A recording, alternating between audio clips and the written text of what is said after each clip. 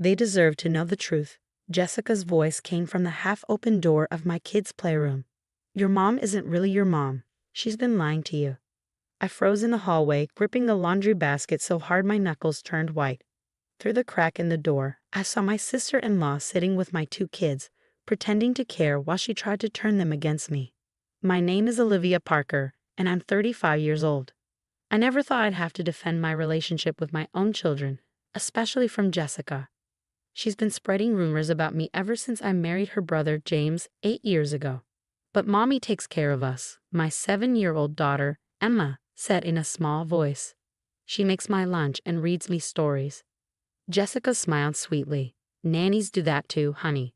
It doesn't mean she's your real mom. I took a deep breath to steady myself. My 5-year-old son, Lucas, sat quietly, his big blue eyes filled with confusion. The same blue eyes that looked just like mine. Interesting take, Jessica, I said, pushing the door open. My voice was calm, even though I was furious inside. Jessica jumped and turned to face me, clearly surprised. Olivia, I didn't hear you come in. Obviously, I replied, setting down the laundry basket. Kids, why don't you go help Daddy set up for dinner? He needs help with those new placemats you picked out. Emma and Lucas hesitated, then ran off, giving me worried glances as they went downstairs. I waited until they were out of earshot before turning back to Jessica. How dare you, I said quietly. How dare you try to turn my children against me? Jessica stood up and smoothed her jeans. I'm just telling them the truth. Everyone knows James married you when Emma was just a baby, and then suddenly you had Lucas. It looks suspicious. I almost laughed at how ridiculous she sounded. Suspicious? I have hospital records and plenty of witnesses who would disagree. Jessica crossed her arms. DNA doesn't lie. And your blue eyes don't match anyone in our family. Get out of my house, I said, my voice cold and steady. And don't come back until you're ready to apologize for your lies. You can't keep me from seeing my niece and nephew, Jessica argued. James won't let you. We'll see about that. After she left, I sat in a playroom surrounded by my kids' toys and drawings. Every one of them was signed from Mommy in their wobbly handwriting. 8 years of bedtime stories, scraped knees, and hugs. Jessica thought she could erase all of that with her lies. I picked up my phone and called a number I had saved months ago, back when Jessica first started gossiping about my children's parentage. Dr. Morrison's office, a friendly voice answered. Hi, this is Olivia Parker. I'd like to schedule that DNA test we talked about. Of course, Mrs. Parker. We can see you tomorrow morning. Perfect, I said, looking at a family photo on the wall. And could you rush the results? I don't care about the cost. That night, after giving my kids extra hugs and stories, I found James in his study. He looked up from his laptop, concerned. The kids were quiet at dinner. Is something wrong? I closed the door behind me. Your sister stopped by today. James sighed, rubbing his forehead. What did she do this time? She told our children that I'm not their real mother. His face darkened. She did what? I explained what I heard, watching his jaw tighten. James and I met when Emma was 6 months old, after her biological mother abandoned her. We fell in love, got married, and I adopted Emma before giving birth to Lucas 2 years later. I'll talk to her, James said, reaching for his phone. This needs to stop. Wait, I said, putting my hand on his. I have a better plan. But I need you to trust me. He looked at me for a moment, then nodded. Always. The next morning, I went to Dr. Morrison's office for the DNA test. It was quick, just a cheek swab. As I left, I made one more call. Hi, Jessica. I've been thinking about what you said yesterday, I said, keeping my voice light. You're right, DNA doesn't lie. Why don't you come over next Friday? We can look at the results together. She paused. Fine, but don't expect me to apologize when I'm proven right. I smiled. Oh, I'm not expecting that. Not yet. As I drove home, I thought about the other set of results that would be arriving with mine. Jessica had recently taken a DNA test too, and working as a nurse at the hospital had its perks, like knowing which tests were being done and on whom. Jessica had her own secrets, ones she was trying to hide by spreading lies about me. But in 1 week, the truth would come out. Some lies come back to haunt the ones who tell them. I pulled into the driveway, watching Emma and Lucas play outside with James. My children in every way that mattered. And soon, Everyone would know that too. The week felt like it would never end. Every night, I hugged my kids a little tighter during bedtime stories, trying to see if Jessica's words had affected them. Emma was more clingy than usual, and Lucas watched me with curious eyes when he thought I wasn't looking. "Mommy," Emma asked one night as I tucked her in, "why did Aunt Jessica say those mean things?" I sat on the edge of her bed, smoothing her dark hair that looked just like her father's. Sometimes people say hurtful things because they're unhappy inside, but that doesn't mean those things are true. "Daddy said you picked me," she whispered, hugging her stuffed rabbit close. I smiled and kissed her forehead. "I did. I chose you when I adopted you, and then we were blessed with Lucas. Being a mom isn't just about DNA, it's about love." On Thursday afternoon, 2 envelopes arrived. My hands trembled as I held them. One was my DNA test, which confirmed what I already knew. The other was Jessica's genetic screening, the secret she was trying to hide. I put both envelopes in my desk drawer, ready for tomorrow's showdown. That night, James found me looking at old photos in our bedroom. He sat beside me, concern in his eyes. "You okay?"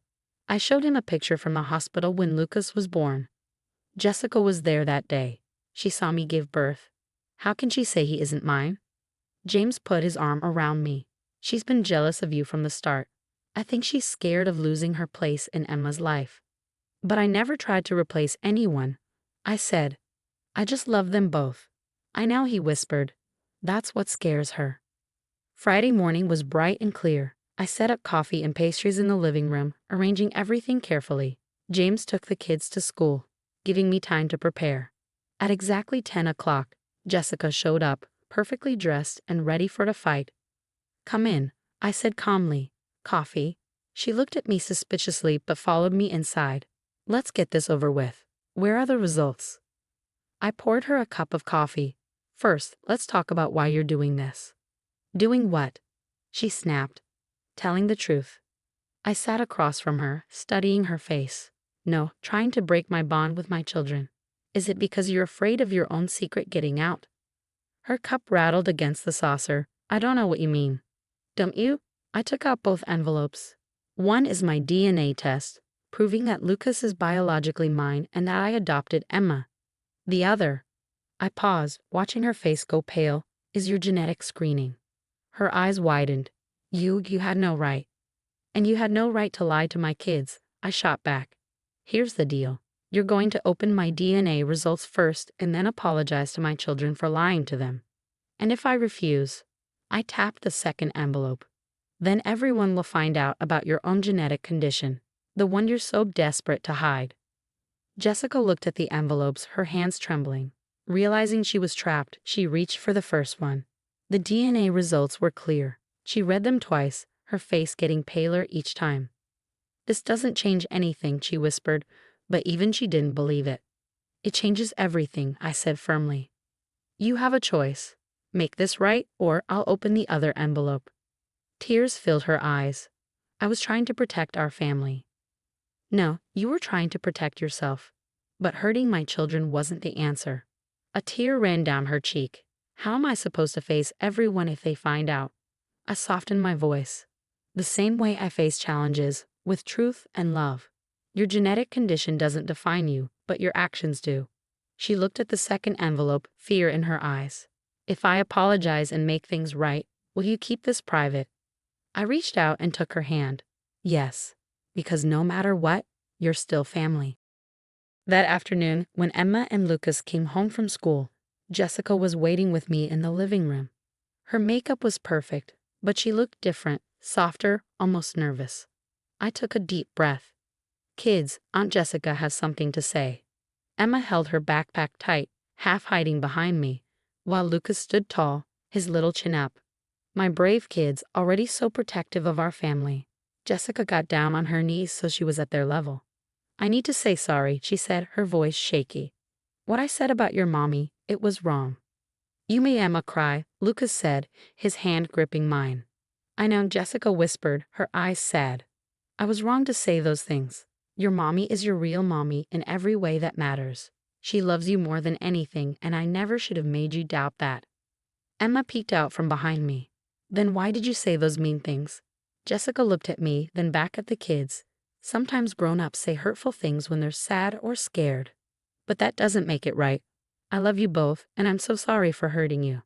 The kids looked at her, their faces serious as they thought about her words.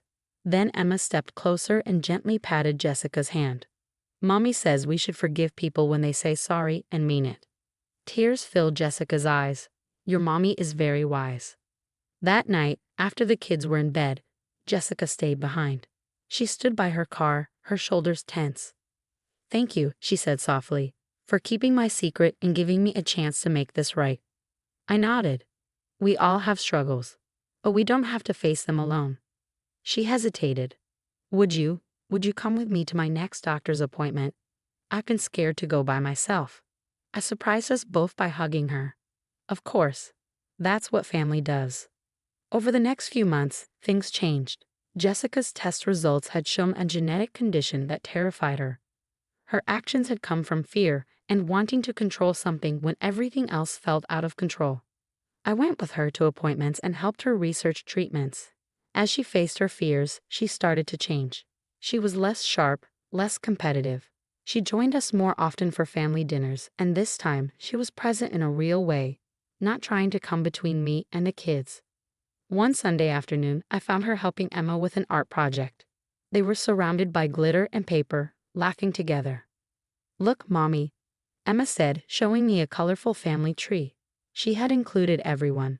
Me, James, Lucas, both sets of grandparents, and Jessica. Family wasn't just about blood. It was about love and choice. It's beautiful, sweetheart, I said, meeting Jessica's eyes. She smiled, a genuine, warm smile. Emma wanted to understand what family means, Jessica explained. And I think I needed that lesson too. Later, as we watched the kids play outside, Jessica admitted, I used to be jealous of you. It seemed so easy for you to fit into this family, to be their mom. I thought that if I could prove you didn't belong, it would make me feel more secure. And now? I asked. She watched Lucas showing off his superhero moves, his face glowing with pride. Now I see that love isn't something you have to compete for. There's enough for all of us. That night, as I tucked Emma into bed, she asked, Is Aunt Jessica okay now? She's working on it, I said, stroking her hair. Just like we all try to be better every day. I'm glad she's not sad anymore. Emma mumbled, her eyes closing. And I'm glad you're my mommy. Me too, baby, I whispered. Me too. In the end, it wasn't DNA that made us a family. It was our choice to love, to support, and to forgive each other. Jessica's journey became part of our story, not one of anger and hurt, but one of healing and growth.